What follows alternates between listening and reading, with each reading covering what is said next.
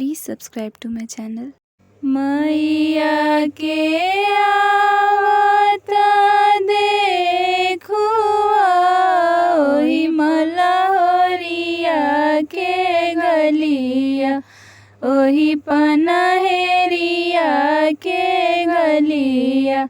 हाथे नारियर गोड़े दल दल नागिना, हाथे नारियर गोड़े दल दल नागिना।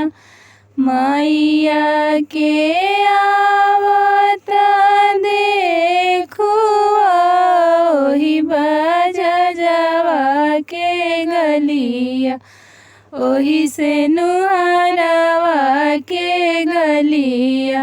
हाथे नारियर गोड़े दल दल नागिना, हाथे नारियर गोड़े दल दल नागिना।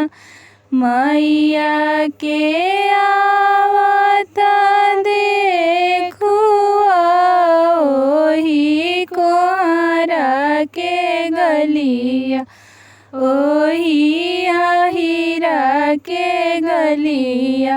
हाथे नारियर गोड़े दल दल नागिना, हाथे नारियर गोड़े दल दल नागिना।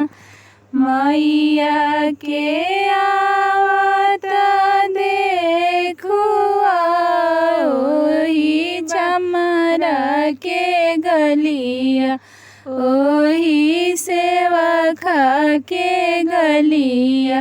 हाथे नारियर गोड़े दल दल नागिना, हाथे नारियर गोड़े दल दल नागिना।